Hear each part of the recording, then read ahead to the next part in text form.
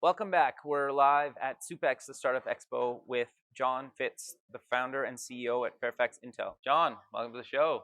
Thank you very much. I'm excited to have you finally.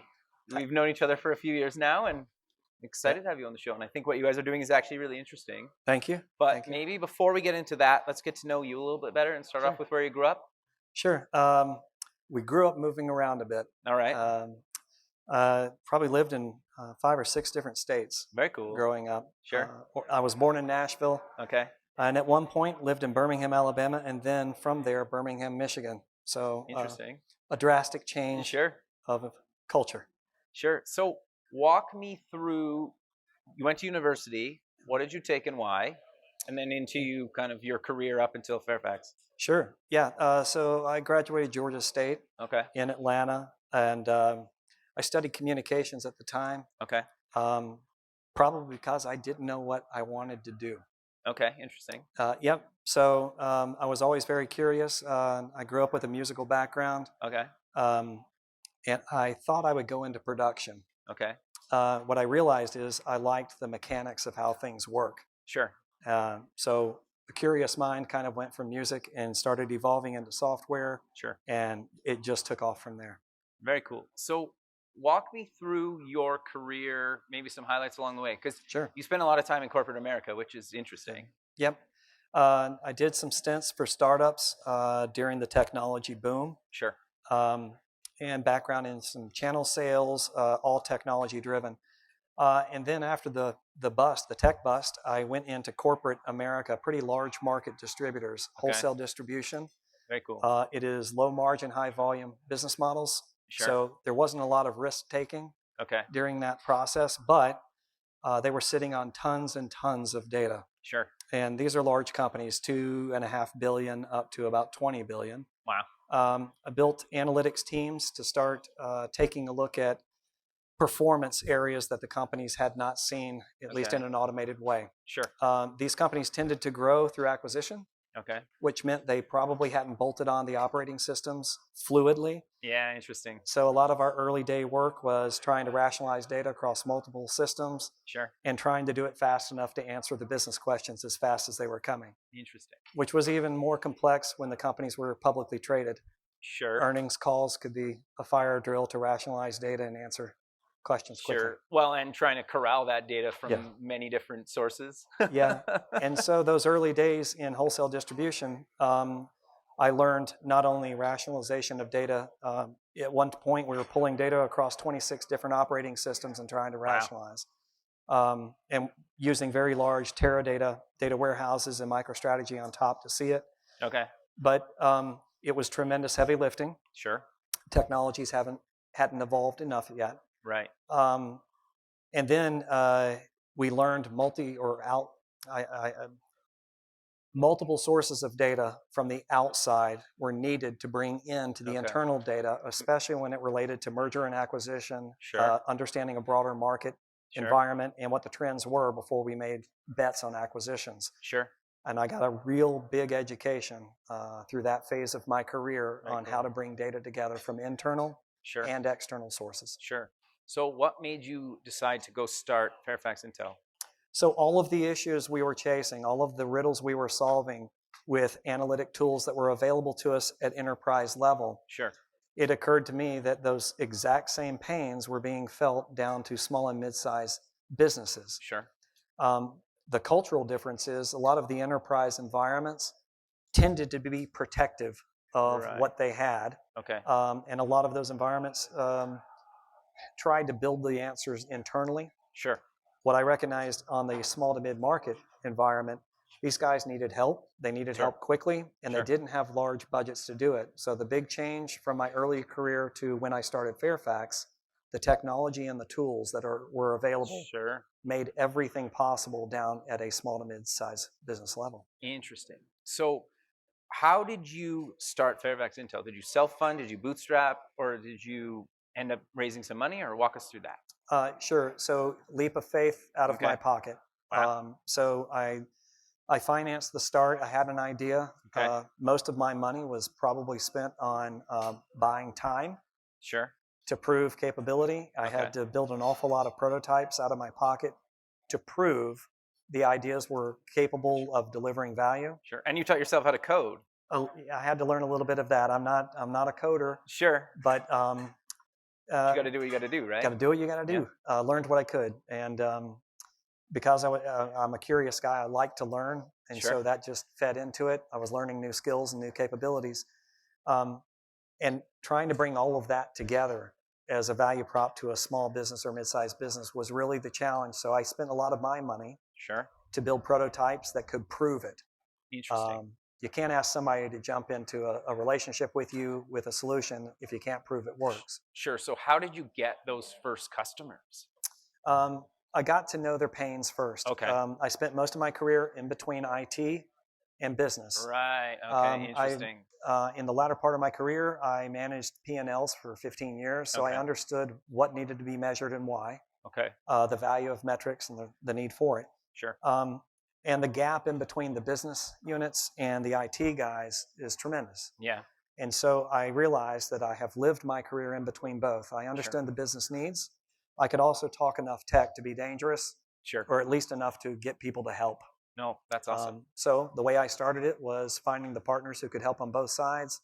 I had business dialogue with owners that were having problems. Sure. I have never met a business that didn't have a problem somewhere within their data. Sure. No one solved the riddle completely. Interesting. Okay, so how do you actually work with a company to kind of get their data into the system, and then how do they actually interact with the data in your system? Sure. So in short, we're a managed analytics firm. We take ownership of the analytics for the client to eliminate the need for them to chase spreadsheets. Right. The way the relationship starts is I'm usually talking to an owner or a position of business authority who has a problem. They aren't seeing something fast enough. They're not seeing sales performance, margin. They're flying blind. Okay. And it's a huge manual effort for them to pull this stuff together. Sure. If they do it at all. If they do it at all. Yeah. Okay. And it's usually multi-source. If they're living their lives in one e-commerce platform, they're great. Life's great. Yeah. Typically, most companies are having a sales platform feed, an inventory platform feed, a finance platform feed. Bringing that together is what provides the value prop. And it's all based on some problem that they're having right now. And I have found it's a business conversation. And usually somebody is calling with an urgent question. Sure. And then they need the data to prove it. Yeah, like now. Yeah, like now. So they basically can just log in and say, okay, here. Exactly. Okay. And they're going to get their answer using Fairfax. They're going to get their answer in 2 clicks. Yeah, nice. I do not profess to be the subject matter expert of my client's business. Sure. They are. Sure. But we're adept at rationalizing multi-source data and rendering it in an easy and actionable way. Nice. So that business people can get the answer they need while they're on the phone or while they need to pull the trigger. Sure. So how long does it roughly take to get, like if I new customer sign up today, how long does it roughly take me to get my data in? I'm sure it's different depending on how many data sources they need to chase, but how quickly can I get onboarded?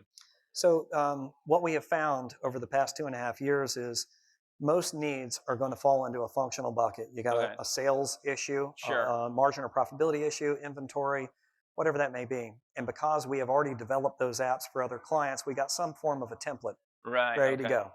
That accelerates our ability to get a client live and operating. Sure. Typically, we get clients with one application they need an answer for. Up and running in 30 days or less. Okay, so it's very quick. It's extremely quick, and part of that process is to understand where's the data coming from and what needs to happen with it. That's a business dialogue with a little bit of technical help to understand what the definitions of their data. Sure. Well, and then the other thing too is I'm assuming that they get their sales data in, and then they're like, wow, that's quick. Like they probably end up putting in all their data from all their different verticals, and then you can build them like kind of like an ultimate dashboard. And it's probably a terrible term for it, but you know what I mean. But that's what it is. Sure. And most of my clients, being small to mid-sized companies, didn't think ahead to say, great, let's have a uniform environment for all our data. Right. And quite honestly, they're not going to take the time or money to try to re-engineer all of that. Sure. So once we turn the light bulb on with a great solution, they immediately call back and say, awesome, now we need to tackle the issue in this area. Sure. And then this area. For us, we're simply expanding the data feeds Okay. from the client or the client's partners and making sure we're building a dynamic application, a Sure. dashboard Sure. that they can get the answer within 2 clicks. So I'm assuming that unless they're stuck kind of just in a spreadsheet, or you can probably automatically pull it, like the data just keeps pulling from the sources automatically, and they don't have to keep constantly importing. I get Yeah. like maybe some the odd time, but for the most part, they just For the constantly most get part, updated. Yeah. that is exactly the idea. That's the goal. Yeah. Sure. Inevitably, we're humans. Yeah. We can make mistakes. Sure. And sometimes platforms have different changes within data feeds.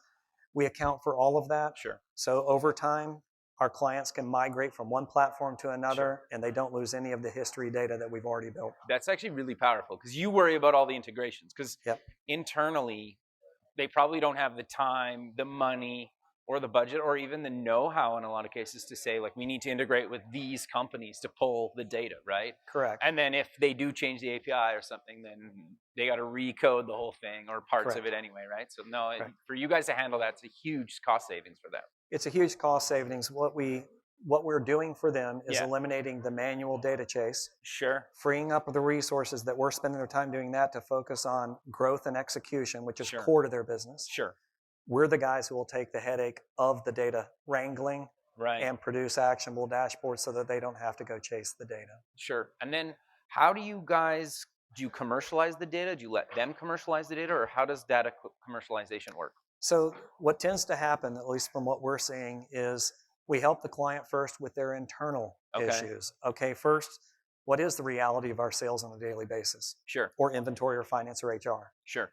Once we help the client get a view of their internal capability and operation, we then focus on looking beyond their 4 walls. Okay. And that's where the game changes. Sure. First, you got to understand what the reality is with your business. Sure. Makes But sense. once you got that, Yeah. the opportunities that are out there typically aren't just inside your 4 walls. Yes, Yeah. you need the data inside to improve operations, but then we start looking beyond the 4 walls, and it happens in 2 ways. One, we source external data Okay. to layer on top of our clients' data to point out market opportunities that Interesting. they may not see. And so the riddle isn't answered just with your internal data. There's a ton that's available out there Sure. in data sourcing. And it's getting better every day, really. It's an expanding world because Yeah. data is expanding exponentially. Sure. So the other part of that outside the 4 walls process is our customers turn on their lights in the morning, they're generating data. Sure. And they're using that data typically to improve their internal performance. Sure. The byproduct of that is that they still have that data. Yeah. That data represents a view of their business that no one else can see. Sure. They have an asset in that data. Right. Their view is valuable to someone. Sure. So the way that the concept of data commercialization is evolving right now is first within their own supply chain. Okay. Yeah. So yes, they're harnessing their data. They finally have it organized. They can finally see what's happening. Yeah. That view, not giving away customer data, not giving away anything proprietary, but things like consumption patterns, Sure. location, geographic consumption, Yeah. things that are indicative of market can now be shared with your supply chain. Yeah. Interesting. What would you do with that? Well, since it's value, you have the liberty to share it with your trading partners and ask for something in return, like additional discount points on purchases, Sure. or perhaps even expanding your payables. So Yeah, I want to interesting. extend my payment terms. I want to extend it by 30 days. If 30 days equals 1% as a financial factor, now we see a financial return of using that data Interesting. with trading partners. And the interesting part about the concept of data commercialization right now is there's no standard approach or best practice about this. It is happening in 100 different ways in 100 different companies, and they're experimenting. Sure. So you got one division taking their data and trying to monetize it, another Yeah. division doing the same. It is, though, a strategy that needs to come together holistically for a company. Well, and then they can take the data they learn about internally and probably add more value to their clients as well. They're like, we need to maybe scale up this side or downsize this a little bit, or go after these new markets, like you said, with more data, right? So you're basically adding more value to them and their customers, especially if they can charge more or get new business from their customers based on the data. Correct? That is 100% correct. And to dovetail off that thought, Sure. when our clients are finally harnessing their data and seeing the performance in reality. It's not just their performance, but they're Sure. seeing their partner's performance. That rising tide lifts all boats. Sure. And they can share that if they can make their suppliers better suppliers, Right. if they can make their customers better customers, the revenue flow lifts everybody. Totally. Yeah, that's interesting, right? It even becomes an opportunity for internal benchmarking. Sure. My best customers look like this. Sure. How do we help you raise your game to be able to execute in these levels? Sure. Same thing with vendors, vendor scorecarding. Yeah. If we know that the best vendors do these Interesting. following things, we now have the data to prove where you are compared to Yeah. our benchmark. So how can we help you improve your performance with delivering full-time shipments, first shipment, Sure. whatever the metric may be? Well, and then you can also, once you have those profiles, you can say, we need more clients like X or more vendors like X, right? Correct. Yeah, which is really powerful. Which is beginning to build your target demographic of who you Sure. want to do business with, both on the supply side as well as the demand side on customers. Sure, because you're taking the guesswork out of it, right? You're taking the guesswork, but you're also going through the exercise to define what is our best, what is the Yeah, target. because you might not know, right? And most companies don't have the Yeah. data to know that. Interesting. They feel, and I'll give you a great example Sure. that comes up all the time. I'll ask a client who their best vendors are. Okay. They'll typically respond based on the volume of purchases from that vendor that they do. Oh, okay. We buy a ton from this vendor. Okay. Volume doesn't necessarily equate to value. Sure. So when we start layering in performance metrics relative to equalizing all of those vendors despite volume, Sure. you start to see the issues rise to the top. Yeah. And it typically means that you're giving up a ton of opportunity because volume-based pricing is getting you lured in, but the service may not be there to back up your discounts. You may actually Sure. be spending more money repairing those issues than the discount provides on volume. Sure. Data reveals all of that.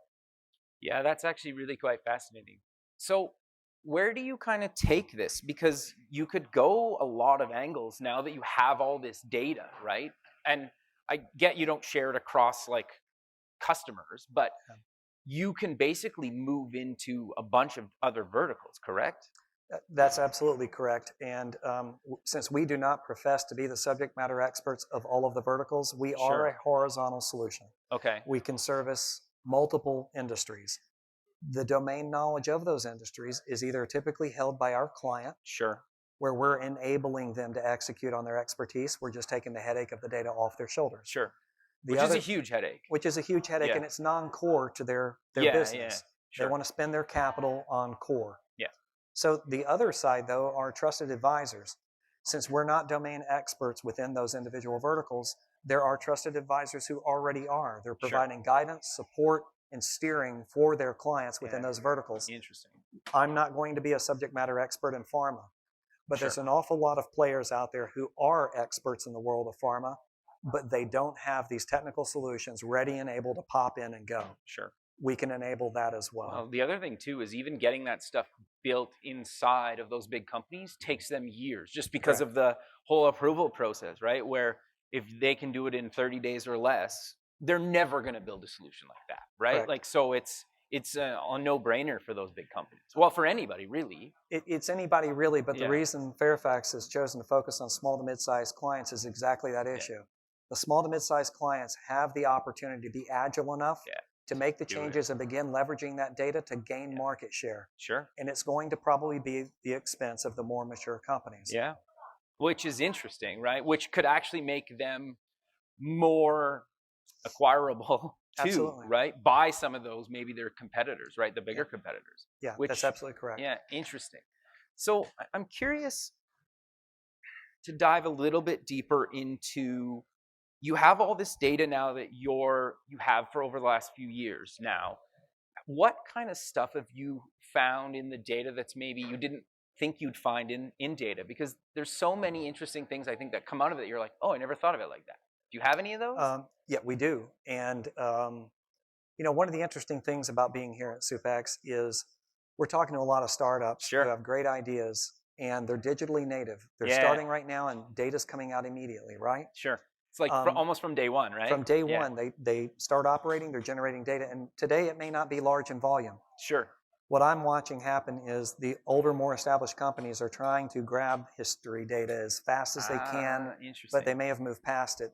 Or never collected it? or never collected it Yeah. and never rationalized it. And so it's a huge effort to go backwards. But Sure. these small guys coming out now are able to harness that data. And if they put data as a strategic asset within their business plan, it's going to pay dividends down the road. Sure. So your question to me about what surprised you, Sure. how companies didn't pay attention to data, surprised me. Yeah. Because Okay. once it's gone, it's gone. Yeah. Rebuilding the history becomes problematic, especially after merger and acquisition Yeah. transactions. When it's gone, it's gone. The other thing that surprised me, though, coming out doing this, is the volume of data that is now commercially available outside of my client's internal data. There is an entire exploding world out there of data brokering Sure. that's taking place, and it can be a very tricky and interesting environment. Sure. There is a lot of data available out there, but just because you can get it doesn't mean you should. Sure. And so part of our process is to understand where data is originating from. It's got a clean trail, Yeah. an ownership process that can be validated and verified Sure. to make sure at the end of the day, our clients are legally protected, Sure. have a clean ownership chain of that data, and can market according to where they want to go with free of any legal liability. Yeah, no, and then sometimes you need to clean the data before you import it too, right? Yeah, that's 100%. And so I've been shocked at the volume of data that's available. No, that makes a lot of sense. But we're kind of coming to the end, so let's close with mentioning where people can get more information about you guys and any other links you want to mention. Sure. Hit our website, fairfaxintel.com. We do, in fact, put a presentation up, a little bit overview about our company and what we do. Very cool. It's probably the best place to go. Sure. Well, John, thanks again for doing this, and we'll keep in touch because we have, and really appreciate it. Thanks, Kevin. Thanks, I man. appreciate it. Okay. Bye.